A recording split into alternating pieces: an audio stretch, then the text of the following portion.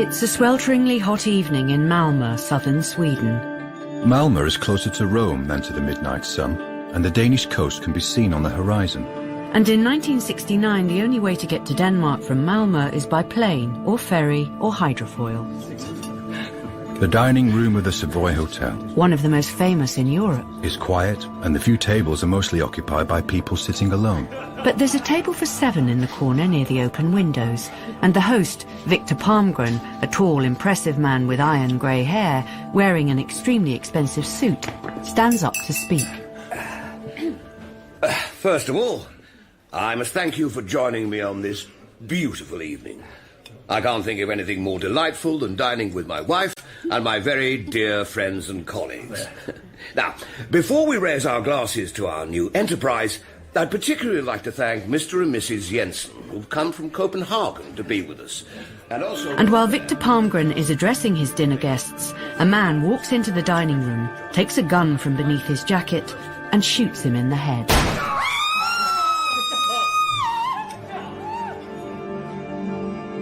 Just an ordinary, stiflingly hot evening in the Savoy Hotel. In Malmö, southern Sweden.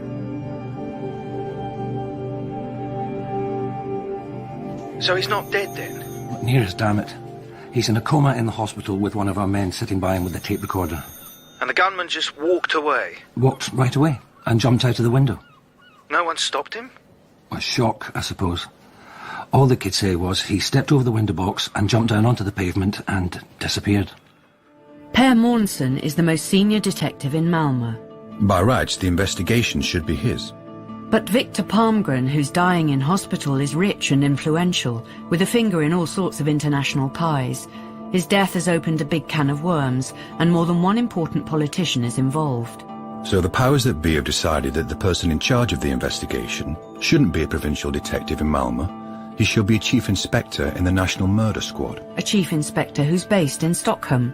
Obviously, it should be Martin Beck. Is it possible for someone to live with a bullet in his head? Well, it's happened before, Martin. And no one in the dining room or outside can tell you anything? No, they can't. And you checked all the trains, ferries, hydrofoils, planes? There's no leads at all. He could be in Sweden or Denmark or anywhere in the world for all we know. It's going to be a tedious slog. I'm sorry you've got to be involved. That's the idea of the new chief of police. New? Yes. And he's not what you call a career policeman. It's a political appointment. He used to run a waterworks or something. Has he any practical experience at all? Not so you'd notice. Oh, God.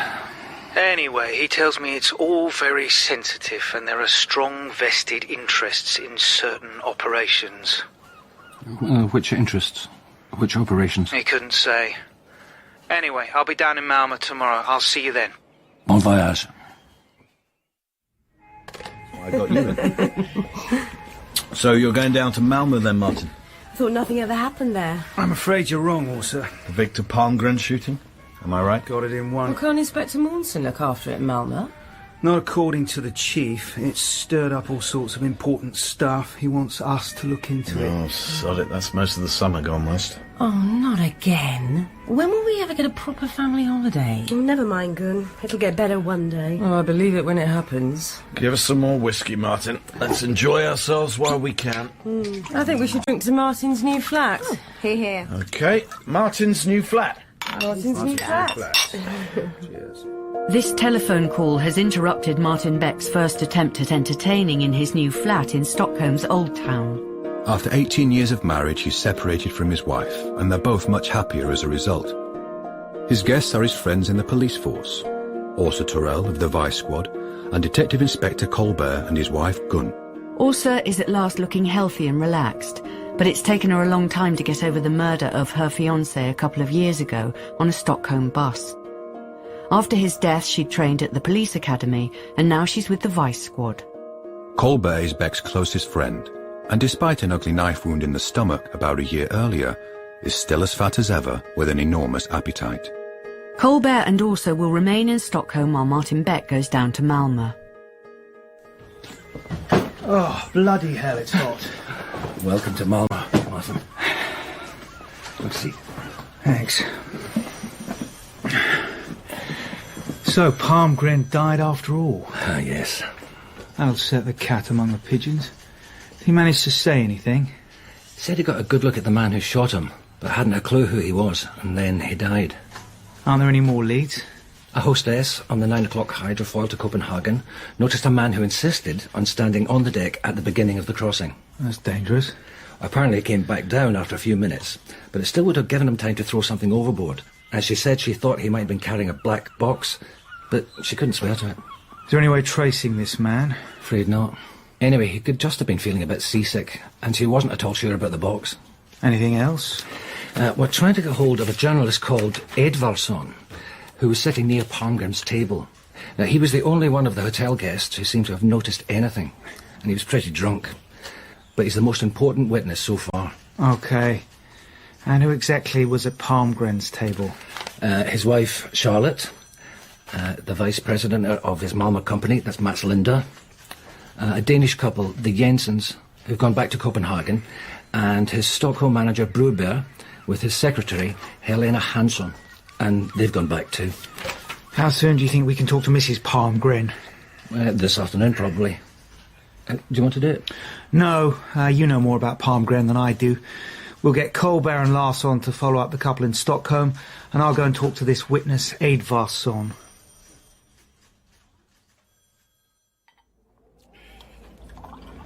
I'm not sorry Palmgren's dead, you know. Why do you say that? Did you know him? Not personally, but by all accounts he was an arrogant bastard. What exactly did you see? You were at the next table, so you must have had a good look at the gunman. Oh, not really. I didn't notice him when he came in. He took off very quickly and just got out of the window. You must have noticed something. Well, he was wearing dark clothes, and I got the impression he was 30, 40, 50. Not a young man, anyway. Is that it? Yes. Did you recognise any of Palmgren's guests? His right-hand man, Mats Linder, and Palmgren's wife. She used to be a Miss Sweden.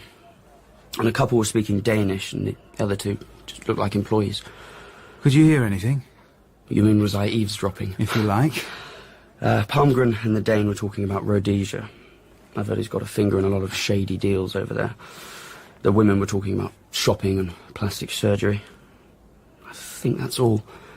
All right, well, what else do you know about Palmgren? Oh, he's made a lot of money. He's very, very influential. And he's a shit. Did you get a good look at the gun? Not really. It looked fairly long and narrow to me. Like with a kind of roller thing. A revolving chamber. And that's about it. Do you know what Palmgren was up to? He did a lot of business abroad and had a lot of property in Stockholm. I can't say I know any more than that.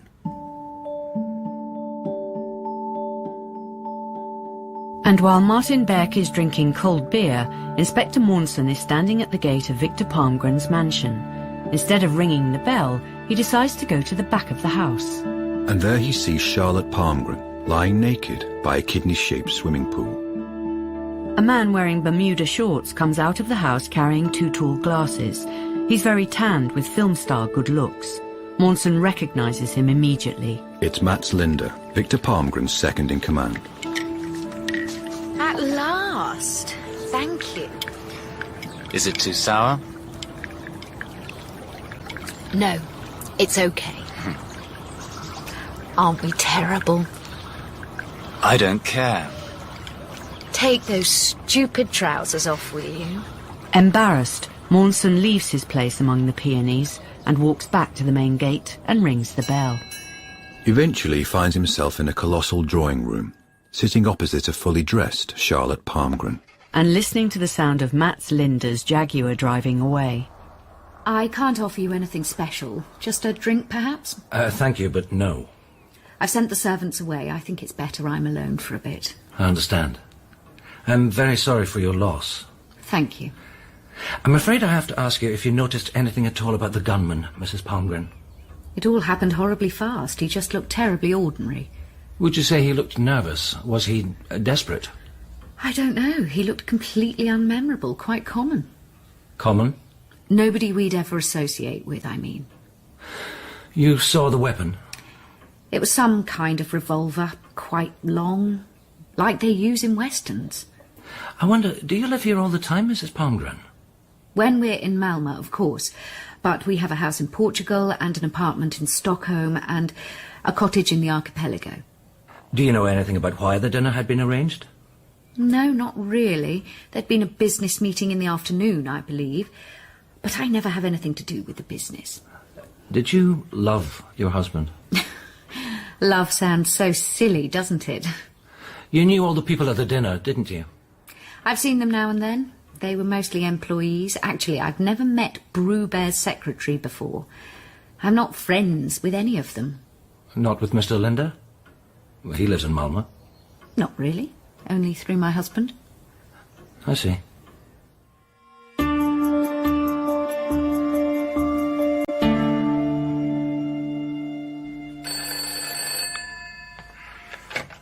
Beck here. How's it going? Well, it's hard to say, Chief. I've only just started. It's shockingly hot, though. Never mind that. Look, Beck, I'm under a lot of pressure from above about this affair. It's the Attorney General, and now it's the Foreign Office. This thing could really damage Sweden's reputation. It's got to be cleared up quickly. How exactly are we supposed to do that? Listen, Beck, this is no ordinary murder. Well, there aren't any ordinary murders, but tell me more. What do you think Palmgren was involved in? International big business. I believe he had dealings with them. With certain countries we have sensitive relations with. Such as? Rhodesia, South Africa, Biafra, Nigeria, Angola, Mozambique. Remember, it's difficult for us to maintain normal contacts with all these nations. Angola and Mozambique aren't nations. Don't get hung up on details. So what sort of dealings exactly? Weapons, money, property. He did a lot of business out of Portugal, and he seems to own half of Stockholm. So he made a lot of money. What does the Inland Revenue have to say? His operations in Sweden have been handled impeccably. There's a lot we just don't know. I see. He's been blacklisted by several groups, violent groups, who oppose Sweden's involvement with the countries I've just mentioned. And? He's received death threats before now. My bosses think this could be a political killing. Could be. Listen, this is incredibly sensitive, Beck. If he's found out to be dealing with corrupt regimes, the repercussions could be catastrophic for Sweden. It could ruin the careers of certain very important people, to say nothing of our reputation abroad. I see. If you get this tied up quickly, it'll be a feather in your cap. I don't have a cap. It's not a joke. This murder stirred up shit in some very high places.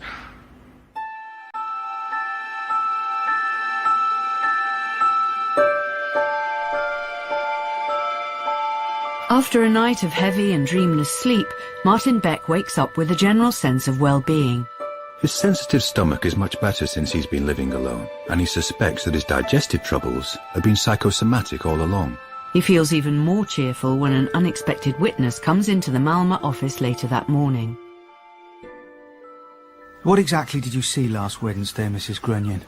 I'd been shopping in Copenhagen and then had coffee with a friend. So about 9 o'clock I was standing opposite the Savoy, waiting to cross the road, when I saw someone jump out of the dining room window. I thought he was running away without paying the bill. I see. Where did he go after that? He got a bicycle from the rack outside the hotel and rode away towards the harbour. Then I couldn't see him anymore. What did he look like? He was about 40, going bald with dark hair. A brown suit, yellow shirt, thin, nothing special, quite tall. I can't think of anything else, really. Do you remember anything about the bicycle? It was just ordinary. Oh, one thing. Yes? Before he got on the bicycle, he took something out of his jacket and put it in a cardboard box on the back. You see what it was? No, but it was long like a shoebox. And the next person to be questioned is Mats Linder, Viktor Palmgren's right-hand man and his wife's lover.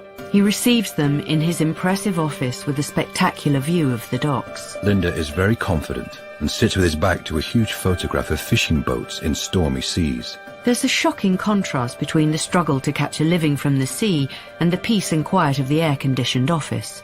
The contrast is striking, but probably not intentional. There have to be limits to cynicism. Has the murderer been apprehended? No. No. Then how can I help? Tell me, Mr. Linder, did Viktor Palmgren have any enemies? Far too many. Business today is tough. I'm afraid there's no room for philanthropy or sentimentality. But... Yes. In the business world, we don't need to shoot each other to settle old scores. Do you have any idea who killed Mr. Palmgren? No. I didn't really see him properly. I was sitting beside Victor, and the man came up behind us. The shot wasn't very loud, and it didn't seem very frightening.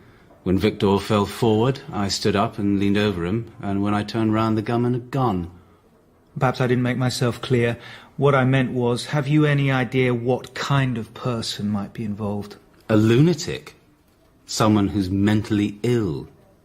From what I gather, Mr. Palmgren did a lot of business abroad. Yes. We import and export fish for the canning industry. Now he's died, who'll inherit the company? His wife, I suppose. There aren't any children. Will you be Mr. Palmgren's successor? I don't know. I wouldn't claim to have enough experience. Has Mr. Brubear been with the business longer than you? He's been with Victor 15 years and I've been here 5. He's vice president of the Stockholm Property Company and he's in charge of the stock activities. And yet you have the more privileged position, don't you? Have you had any disagreements with him? I'm afraid that's strictly private. Don't you think he's loyal to the firm? I don't want to answer that question. Well, one of my colleagues in Stockholm will be talking to him about that.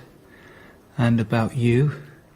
I wonder, Mr. Linder, what kind of relationship do you have with Mrs. Palmgren? That's private. I agree. But I'd still like you to answer the question. What question? Are you having an affair with Mrs. Palmgren? Yes. A love affair? It's a sexual relationship. I sleep with her sometimes. Surely even a policeman can understand that. How long has your relationship gone on? 2 years. Did Viktor Palmgren know about it? No. But he was broad-minded. The marriage was a practical arrangement, not an emotional commitment. And when did you last see her? 2 hours ago. How is she in bed? Are you out of your mind? He's a bright lad. Sharp enough to tell the truth when he knows a lie could be exposed. You can bet Palmgren had a lot of use for him. He's obviously had a good teacher. But is he bright enough not to have people shot? Who knows? I'm getting Colbert to interview Brubear and his secretary, Helena Hansson, in Stockholm. Maybe he'll manage to find out something from them. Detective Inspector Colbert finds the job he's been given deeply depressing.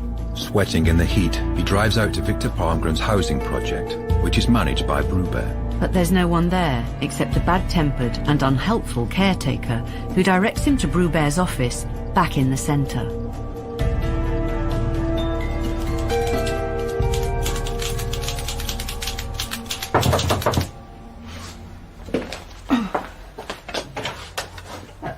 Who are you? What do you want? Sorry, police. The name's Colbert. This is Mr. Brubear's office. Yes. I wonder if we could have a word. Of course. How can I help? I'm afraid we've just got a few more questions about Mr. Palmgren's death, Miss Hansson. I'm not Miss Hansson. My name's Sarah Maubert. Forgive me, I thought you were Mr. Brubear's secretary. I am Mr. Brubear's secretary, but I'm not called Hansson, and I'm afraid I don't know anything about Mr. Palmgren's death. So you weren't in Malmö last Wednesday when Viktor Palmgren was shot? No. I was told Mr. Brubear was in Malmö with his secretary. Well, it wasn't me. I never go along on his trips. Do you know who this Helena Hansson could be? Is she another employee? No, I've never heard of her. I suppose she could be one of these travelling secretaries. I see. I wonder, is Mr. Brubear here at the moment? No, he came in for about 10 minutes this morning and then went to the bank. I think he must have gone home. His home on Linder? Yes, but if he's not there, it'll be empty. Why? Because his wife and daughter went to Switzerland last Friday. I booked their tickets. It all happened very quickly, just after Mr. Palmgren died. Does he normally work from here? Yes, most of the time. May I see his office? Of course.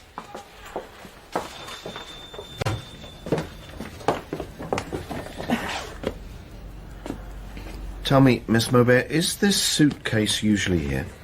No, I've never seen it before. I think Mr. Brubear must have left it in here over the weekend. I noticed it when I came in on Monday, and he and I are the only people who've got keys to the office. And you think he's probably at home on Linder? Oh, yes. Where else would he be? The large expensive houses on Linder are light years away from the decrepit estate Colbert had visited earlier. Nobody here is unlucky enough to be milked for in by an absentee landlord or his manager. Brubear's house seems closed up and completely dead. The blinds are drawn and the garage is empty. Colbert rings the bell and pounds on the door, but no one responds. He goes to the large and fashionable house next door. A cool, unhelpful blonde woman answers. We're not in the habit of spying on our neighbours. I don't know Mr. Brubear and I can't help you. Huh, that's too bad. Perhaps for you, but not for me. As Colbert turns away, he realises she reminds him of someone, but he can't think who it is. He drives to the address Elena Hansson gave the Malmö police after the murder, but he has no luck there either. Eventually, he drives back home.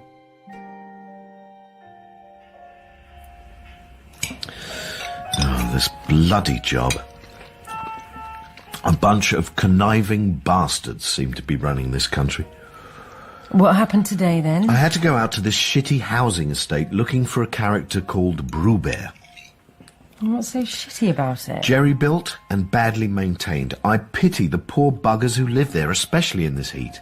What's it to do with this Brubear? Well, he's supposed to run it, but he obviously hadn't been near it for ages. There was just a bad-tempered caretaker who clearly didn't give a damn about anything except collecting rents. Who owns it? Viktor Palmgren built it, so I suppose it's his wife's now. Why does it upset you so much? Well, it's just been slapped together to make a profit from the poor sods who have to live there. It's typical of this country. Everything's being polluted by property speculators and profiteers. Did you find this Brubear? Not there, and not at his office. A proper wild goose chase. If it's all getting you down, why didn't you just hand in your notice? We'll manage, okay? It's not that easy. You worry too much, that's your trouble. You're too good a policeman. It's the only thing I know how to do. Oh, I wish you'd take a break sometimes. Maybe.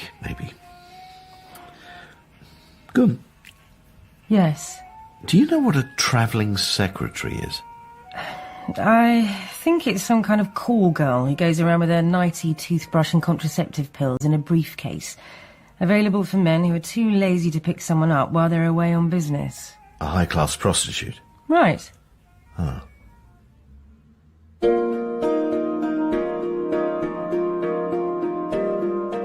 When Colbert goes into the police station, the detective who's there is the last person he wants to talk to, Gunvald Larsson. Colbert detests Larsson, who, in his opinion, is a big, dumb, snobbish thug, but he fills him in on the Palmgren case. And that's what you've been doing? Yep. And I've drawn a blank. A sob, Martin Beck. I don't want anything to do with the Palmgren murder. Don't worry, Larsson. Nobody can make you do anything you don't want to. Look, we've got fights and robberies and drugs, and everyone seems to be on holiday except you and me. Now bloody Beck wants us on this case, and on top of all that, we're in a heat wave. Okay, you don't have to actually do anything, but I'd be grateful for some help, some advice. Any ideas about Brubear or his so-called secretary, Helena? I've hit a brick wall. Well, as far as I can see, if you want to trace this, what does she call herself, secretary, I think you better get on to Orsa. She's in the vice squad. I bet she knows how to find her. Good idea, thanks. But did you say the blonde woman on Linder was very obstructive? Unhelpful's not the word. And you're absolutely sure about her address? Yes, she's Brubear's next-door neighbour. Interesting. OK, you get hold of Orsa and I'll go down to Linder for you. Thanks. Larsson drives straight to Linder. He looks grim even though he's smiling, and he chuckles to himself with satisfaction. He glances at Brubear's deserted house, then he goes next door. The same cool blonde who dismissed Colbert so ignominiously answers. What the hell are you doing here? Ah, true love never dies, sister. Did you send that fat guy here? As a matter of fact, no, but I've come for the same reason. Are you going to let me in, or do I have to kick down the door? I haven't seen you for 10 years and you're still as vile as you were when we were little. So are you. Father'd turn in his grave if he could see you now. What are you? Still a constable? First assistant detective. What an achievement. Well, achievement or not, you're going to tell me everything you know about Brubert and his boss, Viktor Palmgren. Make me. I don't spy on my neighbours. I don't believe you. You were always nosy, even as a little girl. So, I can't tell you what I don't know. Can't you? No, I can't. And I won't. OK, I'll tell you what I'm going to do. If you don't spill the beans, I'm going to go round to every house, to all your neighbours, with a local constable in uniform, and I'm going to tell them I'm your brother and I'm only a policeman. That'll improve your social standing, won't it? You wouldn't. And I'm going to say that you're such a bloody fool that I have to ask other people for help. And if that doesn't work, I'm taking you down the station and charging you with obstructing the course of justice. You really would do that, wouldn't you? Try me. Well? I think they've all gone away. What do you mean? Brubert's wife and daughter left last Friday. He sold her car. I think he's just sold the house. You think? A couple were walking round examining everything with a man who looked like a lawyer. Brubert was with them. I couldn't help hearing what they said. And? I heard them say quick deals are always the best, and Brubert gave them some keys. Then they all left. What does Brubert look like? Coarse and fat. He's got red hair and squinty blue eyes. Loathsome, actually. And brutal. Like a pig.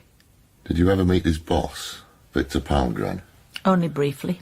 At one of Brubert's parties. And what did you make of him and Brubert? Arrogant. Powerful. Frightening. And? Not like us. I mean, they've got a lot of money, but they've got no style. What else? Ruthless. They tread on people. Ambitious, but they'll never really be accepted. They're dangerous. If I were you, I wouldn't get involved in anything to do with them. I see. I think you've been more helpful than you realise. I wouldn't have said anything if you hadn't tried blackmail. Don't come round here again. If I don't see you for the next 10 years, it'll be too soon.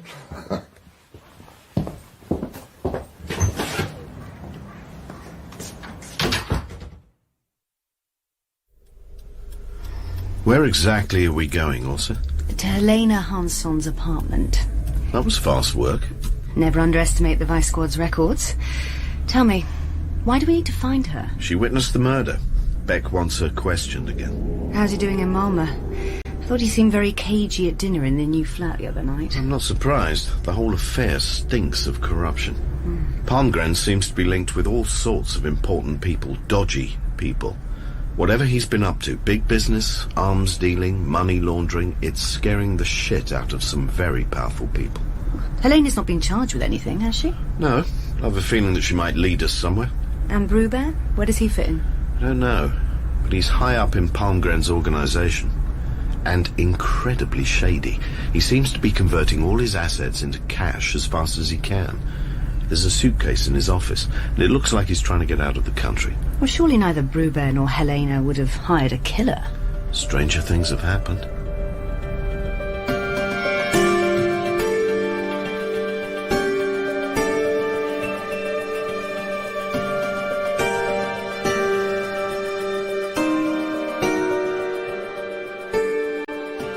As you can see, you've got me out of the shower. You'll have to wait outside while I get dressed.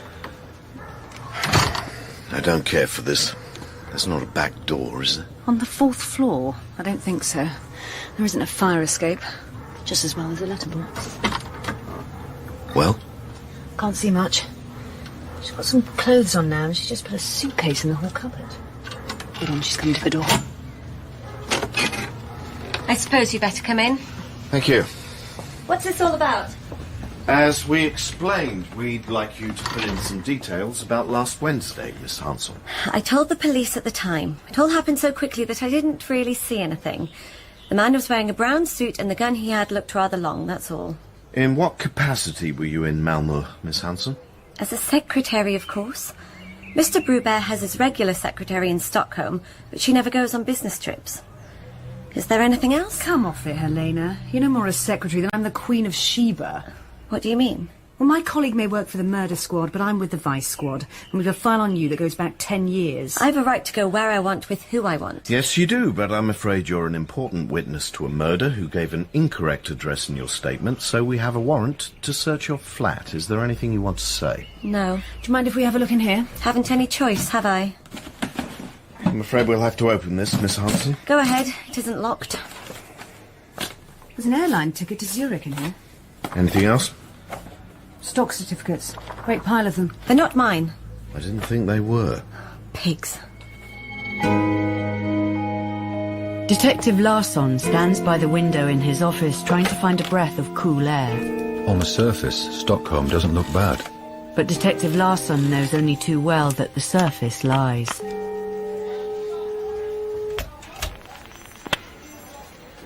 Yes? I need another officer to assist me in an arrest this evening. We're ridiculously short-handed. I don't care. It's for Chief Inspector Beck. He wants a man called Brubear brought in as soon as possible. If it's that important, I suppose I'd better find you someone. Yeah, I'd appreciate that. I want to do this absolutely by the book, and I can't manage that on my own. Oh, I suppose I could let you have Sacreson. He usually works in the plainclothes division. Oh, yeah, I know him. Well, that ought to be an advantage. Just make absolutely sure he's not wearing uniform. Yeah? Remember, take it nice and easy. Now, what's that in your coat pocket? It's my gun, sir. Well, why aren't you wearing a shoulder holster? I couldn't find one. Oh, Christ, put it in your waistband. No, not out here. Do it in that doorway. Now, listen, we need to arrest this guy. He's called Brubear. This is his picture. He's got red hair and a pot belly. In fact, he's a bit like a pig. Yes, sir. He's going to walk into this building and fetch a black suitcase. I want you to stay outside. Now, maybe he'll come by car and park right in front of the door. I just don't know. Anyway, I'm going to go inside and I want to arrest him in his office. But if by any chance he comes out with the suitcase without me, you've got to stop him driving away until I can make it out here. Understood? Yes, sir. Is he dangerous? I don't know. He could be. As Larsson predicted, Brubear arrives at his office and lets himself in. But as luck would have it, the caretaker of the building, smelling strongly of alcohol, arrives outside the office door and catches sight of Larsson on the landing. Who the hell are you? What are you doing here? It's none of your business. Bloody is my business. I'm the caretaker here. I'm the police. Police? Prove it. At that moment, the door opens. Brubear comes out carrying a suitcase, takes one look at Larsson and runs down the stairs into the street. Here! Where's police? Stop! Stop! Stop! Police! Come one step nearer and I'll shoot! Put that down, sir! Put that down! Don't do that! Ceasefire! Ceasefire! Christ, Sacreson! Doesn't the police academy teach you how to aim straight? One step nearer! But you're under arrest, sir. You're under arrest. Drop that gun. Oh, well, if you won't. What the hell's going on? We're making a film. So Brubear's got a broken jaw, and he had a starting pistol. Yep. And his interrogation didn't turn up anything new. I'm afraid not. And Larsson and I really went for him. What about Helena Hansson? She didn't say anything new either. So if they had a hand in the murder, we haven't any proof at all. That's about it. Have we got any way of keeping them in custody? Not where the money and the stocks are concerned. The problem is we jumped the gun. We should have tipped off customs and passport, and then they'd have been caught actually going out of the country with the stuff. You think Brubear is involved in the murder? Everything he's done since seems to have been dictated by Palmgren's death. But for all we know, the money and the stocks could be his. Embezzlement over the years? Possibly. Probably. Whatever it is, Palmgren had his finger in some nasty pies, and I need to see Brubear and Hansson face to face. You better bring them down to Malmö as soon as you can. Okay, one thing, Martin. Yeah. I think Åsa ought to come along too. She's the one who's been dealing with Helena.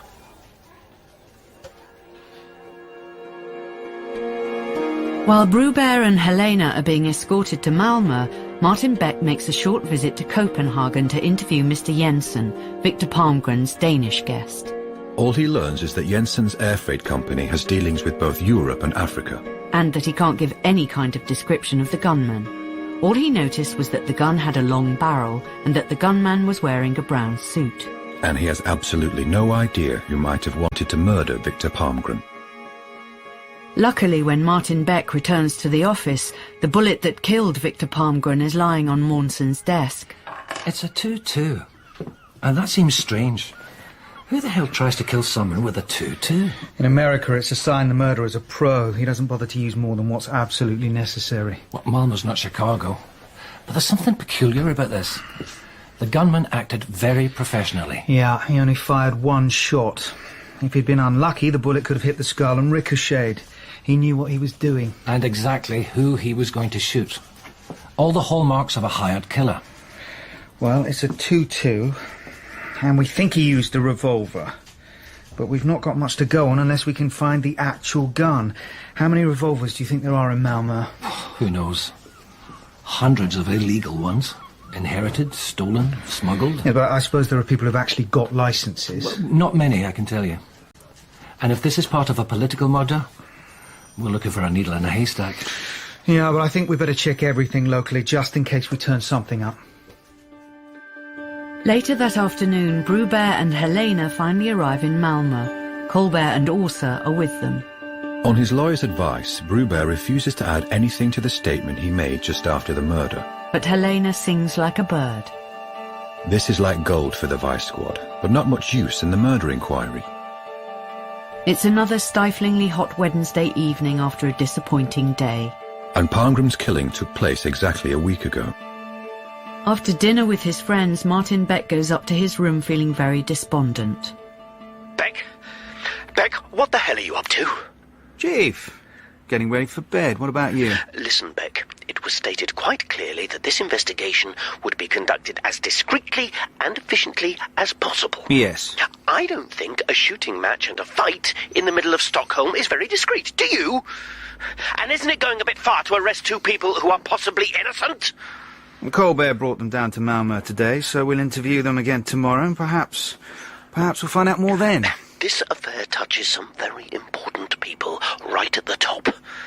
The Attorney General and the Foreign Secretary are very upset. Can you at least say that a charge is imminent? No. Oh, what on earth do you want me to tell them? The truth. That there's no progress. After a week? With our best men on the case? For God's sake, the pressure's being put on us by several foreign embassies as well as our own people. I can't help feeling you're taking this all a bit too lightly. In that case, you're wrong.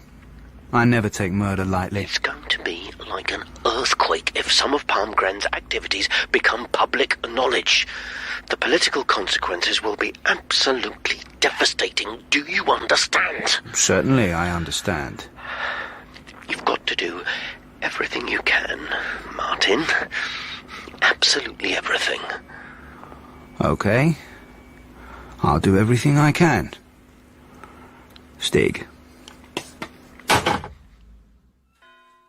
It's the first time he's called the chief superintendent by his first name. And hopefully the last. Hang on a minute.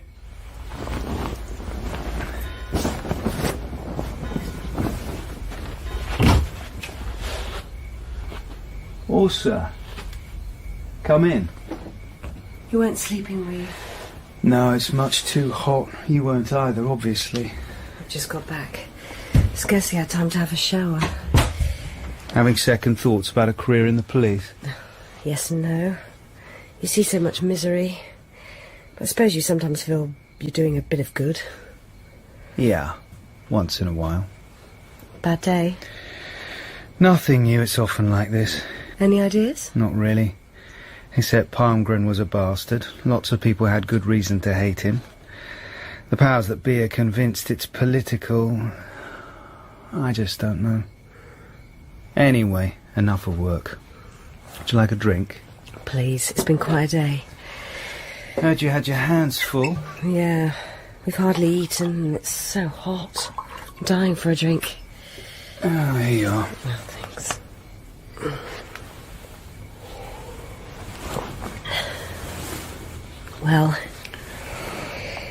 Well. It's going to happen sooner or later, isn't it? There's no hurry. Your eyes are grey. Actually. Yours are brown. Have you thought about this before? Yes. Have you? Sometimes. During the last year. Then why not now? Yes. Why not now?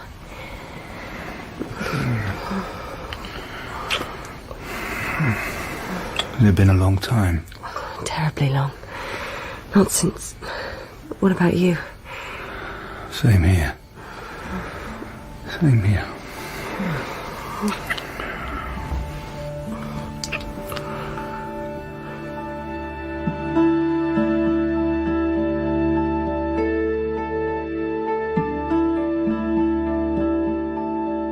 When Orsa leaves Martin Beck's room, the sky's been light for a couple of hours.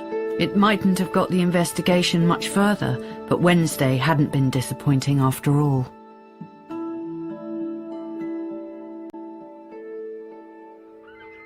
At 9 o'clock on Thursday morning, the situation in the operations room is at a standstill. Martin Beck and Maundsen are sitting across from each other at the large desk. Beck is smoking, and Maundsen is skimming through a very long strip of teletype. What's that? Well, nothing of importance. It's just a list we get from Copenhagen every few days. What kind of list? Well, missing persons, cars that have disappeared, and the stuff they found. Is it any use? Well, sometimes things turn up. Most of the time they don't. Any chance there's something about guns? Usually at the end. Yeah, here we are. Several of them. A Swedish army pistol, 9mm Husqvarna, well, it has to be old. A Beretta Jaguar, a box for an Arminius 22, 5 boxes of 7.65 ammunition. Hang on a minute. What was that about a box?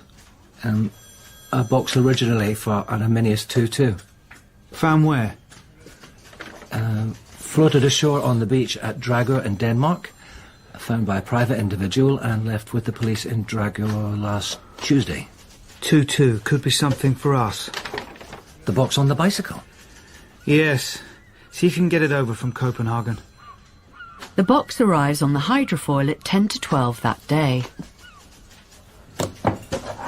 Opens pretty easily. Can't have been in the water very long. 5 days. Looks like it's made to hold a revolver and an extra butt. And does it say anything on the bottom? Couple of words. I think the first begins with a capital B and the second with capital S. Could be a name. We'll send it over to the technical boys. See what they can make of it. An Arminius 22's a target weapon. I'm pretty sure people use it for practice. I wonder if it's worth a visit to your local gun club.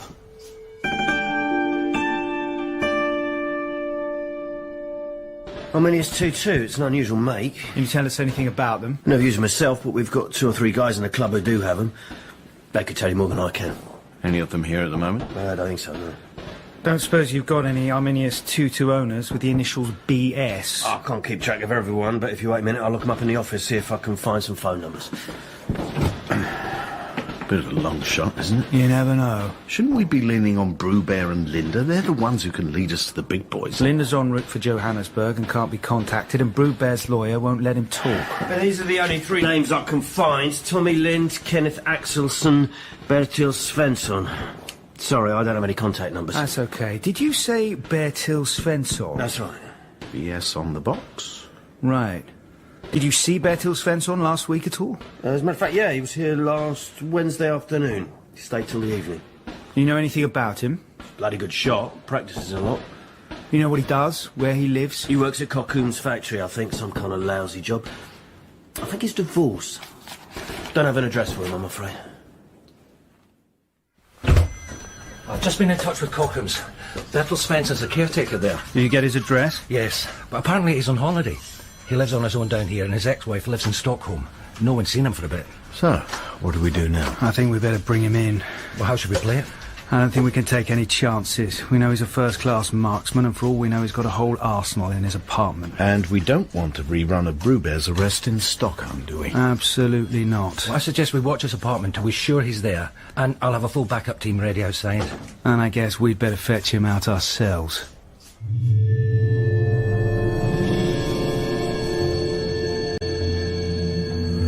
What a bloody dump. It's absolutely packed out. Mostly with Yugoslav immigrants. Stinks of piss. God, this heat. Okay. There's a couple of men round the back, aren't there? Yes. And I put 3 more in the basement, and there's one in the stairwell. Which floor is Spencer on? The 2nd. We've got to be very careful. We don't know what state of mind he's in, or if he's got any more guns. Or if he's roaring drunk. I would be if I were him. I want your men to cover Colbert and me while we go up to his flat. Our best bet is to surprise him, okay? Okay. Right. Let's go.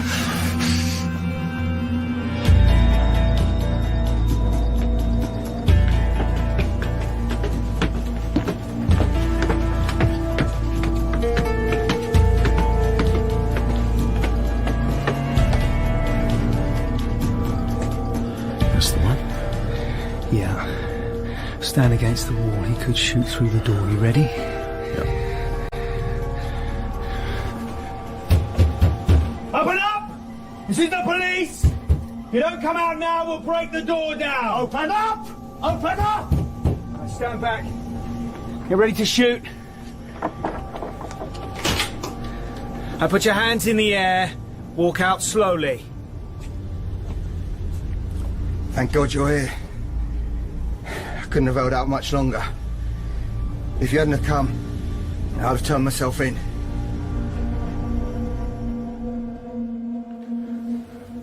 So who paid you to kill Viktor Palmgren? Nobody. I don't believe you. Somebody must have paid you. Nobody paid me. I didn't do it for money. I see. Okay.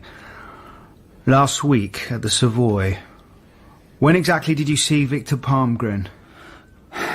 I stopped at a red light and saw him through the window. How did you know he was at the Savoy? I didn't. I was just passing. I'd been to the rifle club and I was going home on my bike. What about the revolver? It was in the box on the carrier rack. Did you know Viktor Palmgren? No. Then how did you know it was him?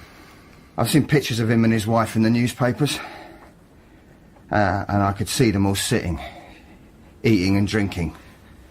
Bloodsuckers. They don't give a damn about anyone else. Go on. I couldn't bear it, so I just put my bike in the bike rack, took the revolver out of the box, loaded it, stuck it in my jacket, walked into the dining room and shot him in the head. And I don't regret it. I'm not sorry. Weren't you afraid of getting caught? No. I just wanted to kill the pig. Why? I hate him. And everything he stands for. What do you mean, everything he stands for? Is it his politics? Not really. Well then? He's ruined my life. And my family's. Have you seen how we live? Tell me. My wife and kids live in one room. On the charity of an old woman in Stockholm. It's going to kick them out next month. And God knows where they're going to go. I live in that shithole outside Malmö. Scarcely earn enough for the alimony and my rent. What's this to do with Palmgren? I worked for him for years, and then he closed the factory and kicked us out of his company housing. Job, apartment, marriage, all went at once. Marriage? Couldn't survive the conditions and the lack of money. We rowed all the time and I had to move out. He's ruined absolutely everything. It's all been his fault. It's okay, Mr. Svensson. Just take your time. I'm glad he's dead. I don't care about going to prison. I've got nothing to live for anyway. Nobody had to pay me to kill him. I hate the bastard. What did you do after you'd shot him? Got out of the window, got on the hydrofoil, threw the box and the revolver overboard, and went to see Eva and the kids in Stockholm.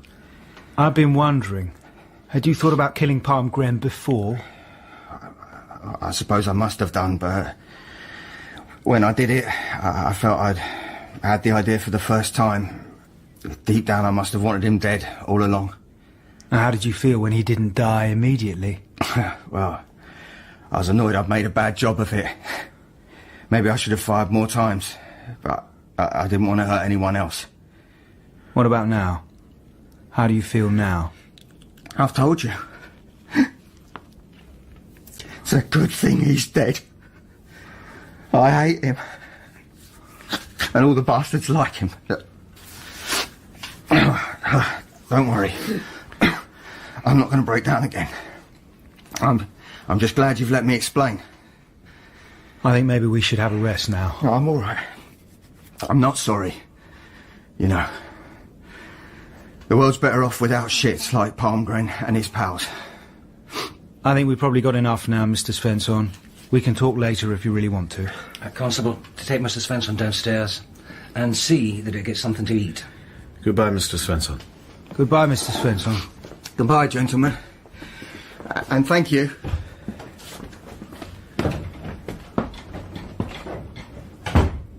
Damn. That bastard Palmgren. He got what he deserved. And I hope for once that Svensson gets a really light sentence.